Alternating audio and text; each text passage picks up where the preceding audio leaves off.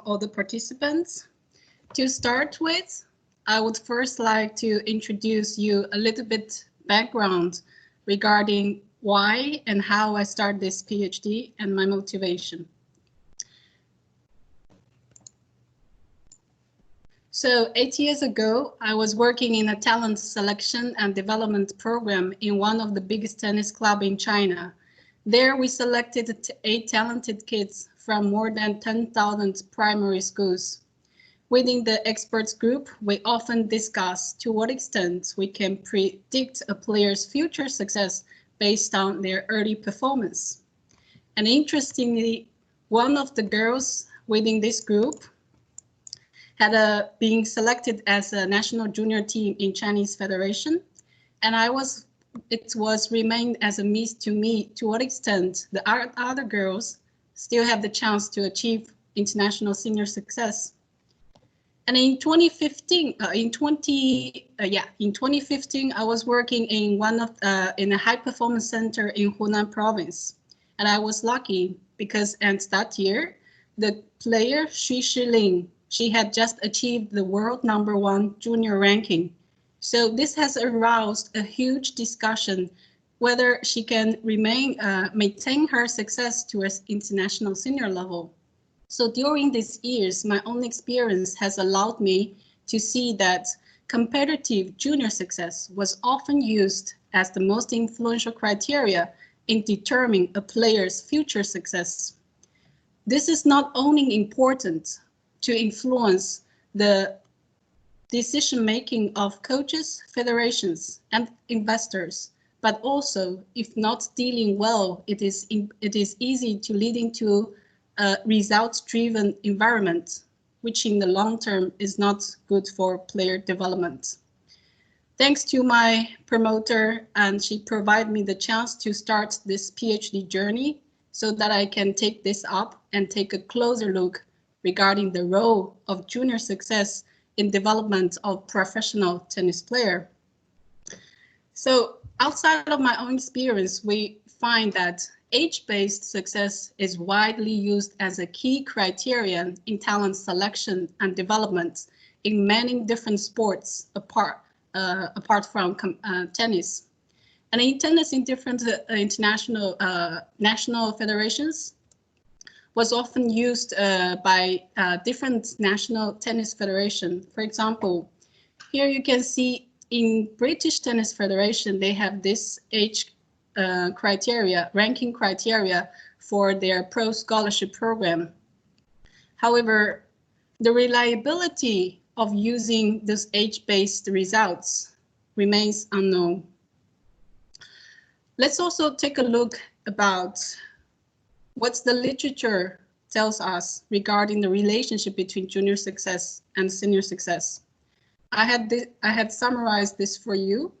What we know from the literature is that, first, there's a poor correlation between youth success and adult success. Secondly, there's a low to median correlation between junior ranking and senior ranking. So we see that at a younger age, there's for example, under the age of 14, the relationship is very poor. When it's go to the higher ranking, later age, the relationship increase, but still low. And we also see that there's a varied transition rate from successful junior player to successful senior player. According to different authors, this variation varies from 15% to 90%. However, there are also remained research gaps. For example, there's little age-based information. That means we did not know from what age junior success become an important indicator for senior success. Secondly, there's a lack of representation of global athletes. Many research were done in specific countries or regions, for example, in Australia, Canada, or Scandinavia countries. So we need a more study that focuses on the global level athletes. And third, the influence of junior success at different level is not discussed. For example, in tennis, players can already participate in senior competition at a junior age. Whether the success at the senior level, but at a junior age is more important than achieving success in junior competition needs more studies. And lastly, there's a lack of qualitative studies that integrating other factors together with performance results for developing senior success. So in light of all these research gaps and questions, this research aims to understand the role of junior success in developing senior success and to contribute to the evaluation of player potential in relation to talent selection, prediction, and the development in tennis. We're trying to address the following questions. First, to what extent does international success achieved at a junior age contribute to success achieved as an adult? Secondly, we want to know from what age does junior success become important in predicting elite senior success? And lastly, of course, we want to know how can we use junior success to evaluate player potential for future success.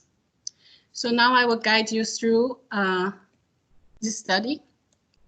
To address this question, in this study, we used a mixed methods research design, which including both quantitative study and qualitative study. We follow the explanatory sequential design.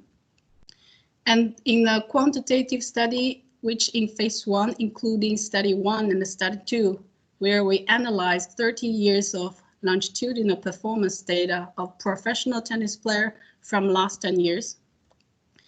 And in the qualitative study in phase 2, which includes the study 3, we used the semi-structured in-depth interview with 34 international tennis experts from 22 countries. So now I guide you through the 3 studies. In the phase 1, study 1 focused on top 10 player from last 10 player, which including 82 athletes. And it started to focus on top 300 player. And we had made a comparison between career players' peak ranking level of within this top 300 players. And in this 2 study, we tried to answer the following question. First, at what age did top professional players achieve their career ranking milestones? We want to know how did professional players perform at the highest junior level competition? And lastly, can we predict a player's future success by player early ranking results? So now we will go through these questions by our results. So in study 1, we focus on top 10 players. Here you can see I give you an example from female players. We also did in male players. So for top 10 female players, they started playing tennis at an average of 5.5 ages and takes 8 years of fundamental development years to achieve their first international junior competition at the age of 13.5 years. It takes another 2 years for them to transit from junior competition to senior competition and achieve their first professional ranking and average age of 15.5. And another 3 years from pre-elite to elite level and achieve top 100 ranking and the age of 18.5. And lastly, to achieve a master level takes another 4 years to achieve top 10 ranking and the average of 22.5 years. So in total, this takes 70 years for female players to achieve their podium and be awarded of $1 million. That's for the second questions. How did professional players perform at the highest junior level ranking, junior competitions? Are they also successful when they were young? So here this figure shows you the competition results in ITF Junior Grade A events. Here I will give you a little background regarding ITF Grade A events, which including the highest level, for example, the Junior Grand Slam and Orange Balls. So we look at how did they perform in this level of competitions when they were young. So for top 10 players, so for the female, we can see that around 2/3 of players had achieved a winner while only around 10% of them did not even achieve a quarterfinal. So this tells us most of top 10 players were successful when they were young. And we also compared look at these results within top 300 players, and we make a comparison between them. As you can see the results here. So I will explain you here. So here on the horizontal level, you can see players' career peak ranking. Those are represent for top 10 player, those top 20 player, top 50 player, top 100, top 200, top 300. And the horizontal level is how many of them had achieved a single title. The orange is double title, and the gray one is either single or double. So we can see that the higher ranking players they achieve better results. When you go to players who are outside of top 100, so they are barely win titles. And the line here represents the participation number. It also shows that higher ranked players participate more in these higher ranked players. Special attention needs to be for those top 20 and top 50 players. So they are also successful players. However, they were not necessarily successful when they were young, because you see that more than 60% of them did not win a title. Let's first have a recap regarding the characteristics of player profile in terms of their performing age, junior performance results. So the ranking benchmarks were developed for guiding career planning and coaching practice. And we see that most top 10 players were successful in the junior competitions, while still many middle-ranked players did not have good results when they were young. We already see professional players' junior performance. However, because they also participate in senior competition at a junior age, so we also want to see how did they perform in the professional tournaments with their ranking progression. To understand that, we track their ranking trajectory from their first pro circuit to their first ranking and all the way until they achieve their peak ranking. And we focus on their performing age and the early professional rankings. And we try to identify the characteristics of their ranking progression. And we also use statistics to use those criteria in the early ranking to predict whether they are top 10, they can be a top 10 player, top 20 player, or top 100 player. And this is how the data looks like. And we have 50 pages more like this. So now I'll show you how does the ranking trajectory looks like. For example, this represents one player in top 10. How did their ranking trajectory looks like? Here, horizontal, you see their age. Here you see their ranking benchmarks. So at what age they had achieved those rankings. So we did identify all the ranking trajectories of all players, and we try to identify the characters. For example, you already see that in the early years, early ranking benchmarks, the trend is very similar, while when it goes to a later age, the age variation becomes larger. And we did this to all the top 300 players, and we made the comparison. So this is players in top 10, top 20, top 50, 100, 200, 300. If we see physically, we want to see whether there are significant difference or similarities.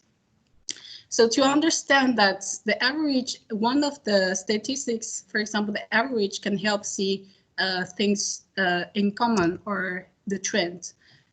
This figure shows us the average performing age of players in different ranking.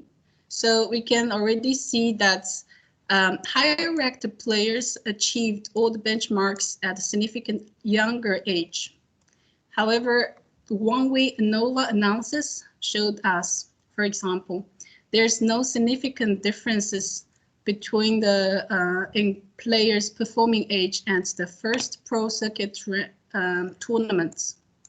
So that means before at around the age of 16, there's no significant difference. When this goes to a later phase, there's significant difference between top 10 players and players outside of top 200. However, the performing age between those two groups, there's no significant difference. That means the performance under the age of 20 is very limited to predict players' future ranking. The previous slide shows that average age. However, in tennis, in every sport, every player might be different. So we also want to know how every players were performing. So we developed this box plot, which shows the age distribution of players in different ranking on their career ranking milestones. How did we use this graph to guide our practice? I will give you one example. So earlier we mentioned the age-based ranking criteria in British Tennis Federation. Let's take one example. They require that player to achieve WTA 500 ranking at age of 18. So we first identify where the age of 18 is, and they will identify the top 500 ranking, and we take a closer look. So here I will first explain how do we interpret this box plot. So the box plot here means the age distribution of players and different ranking level. So for example, this red box here is the youngest player, here is the oldest player, here's 25% of them have achieved this ranking. The middle line is the 50%, and here's 75%, and here's the oldest player. So by understanding that, we see that this ranking criteria, almost all the top 10 players, the blue one represent top 10 players, and you can see the legend here. So we see that most top 10 players achieved top 500 before the age of 18. That means we don't lose top 10 player. However, there are around 5% of top 20 players still not achieve top 500 ranking before the age of 18. And similarly, 25% for top 50 player, and nearly 40% of top 100 player did not achieve that ranking, which means that we have the potential to losing them. And of course, you also including players that perform young, but they are eventually not able to break into top 100 ranking. We can also apply this figure to evaluate our talent selection criteria in other ages or with other rankings, which help us to understand the potential and the risk of our selected talents. The predictability of age in the ranking, here you see the summarize when we use the discriminant analysis, to what extent we can predict a player's future ranking.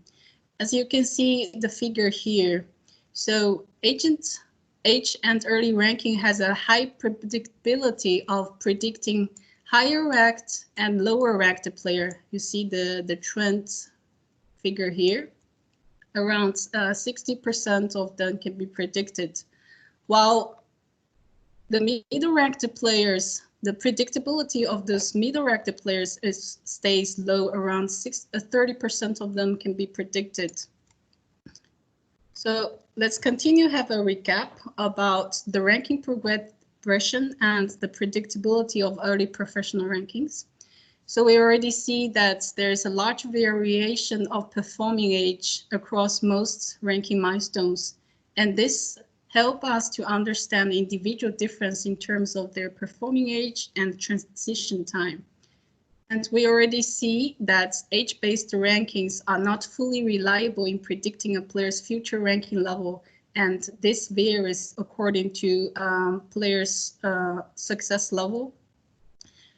And lastly, gender difference were apparent. Female players perform 1 to 2 years early at each ranking milestones, and there are different characteristics regarding the ranking progression of female and male players. And those results are important for us to understand the gender difference. I really like this figure. What else we can learn from this graph? We see that there are early performers, those players who did not achieve a good ranking in the end regarding, despite that they perform young at a young age. Well, sorry, we are here. We also see those later performers who perform late, but actually they are a high-ranked player. And we also identified all those outliers. To understand those forced talents and those outliers, we carry out our third study. We did a semi-structured in-depth interview with 34 international tennis experts from 22 countries in order to further expand the knowledge regarding the role of junior success and to understand the false talents and outlier. And with this study, we also explored which other factors could be integrated and how into evaluating player potential. So here's the 34 tennis experts, which including 18 national head coach, national high performance director, and former top 10 players. And the main question we ask them are, to what extent do you think junior success is important in developing senior success at the age of 12, 14, 16, and 18? And we asked them, what do you think are the most important reasons for junior players who achieved the senior success and for those who dropped out? And last one, we asked them, how do you use junior success to evaluate player potential? We search for their insights and experiences. So here is one of the results. This figure shows the perceived importance from the experts regarding junior performance, the role of junior success performance in predicting senior success by age. So the horizontal level is the number of experts, and here you see the age information. So at the age of 12, we see that most of experts believe that junior performance success and the junior age is not important in predicting senior success. And similarly, even for age of 14, still most experts believe junior success is not stable and cannot predict future success. As said by one of the experts, the meaning of playing match at the age of 14 is to develop their competency, to be stronger, independent, autonomous, capable of making decisions. If the goal is not well defined, you can win as many matches at the age of 14, but doesn't mean that you can be a good player at the age of 24. And from the age of 16 onwards, we see that most of the participants believe that you need to have success at the age of 16, and it becomes more important from the age of 18, and sometimes it can be decisive for talent selection. As said by the experts, one of the experts, eventually we put more emphasis on competitive results. When you are 16 or 17, results are really important because you have done lots of development. There's not much room to develop anymore. And the experts also identified the gender difference. For example, for girls, they believe that it is important to have success at the age of 16 or 17, while for boys, junior success is nearly not existing because the physical factors are so important. Boys can be good as late as 17 or 18. So in the study 3, we also explored what other factors are important apart from competitive success. We used the inductive thematic analysis. We developed this table regarding what are important at different stage. And those tables have generalized 5 global themes, which including the importance of developing player competencies at the junior age. It is also important to develop individualized game weapon. And interestingly, most participants believe that the reason for successful juniors drop out, one of the major reasons is that they did not develop individualized weapon, which can help them win points consistently at a high senior level. And they also mentioned the importance of competitive strategy. For example, many players chasing after junior ranking and they did not challenge their ability by using more challenging competition strategy to go to senior level or go to higher level competitions. And they also need environmental support, and it's also important to consider the impact of maturation. And lastly, in order to help coaches, federations, and clubs to evaluate player potential, we developed this decision-making framework, which integrates performance results and all the other 5 teams to help federations to evaluating player potential and different age. So lastly, we do another recap for study 3 regarding the role of junior success and the integrated approach for evaluating player potential. So we already see that confirmed by the experts that the results under the age of 14 are not reliable to indicate a player's potential. It becomes more stable from the age of 16 for girls, 17 for boys, but it should not be an exclusive criteria. And secondly, we need to focus on the developing player competency, individualized game weapon during the junior years instead of results-focused player evaluation.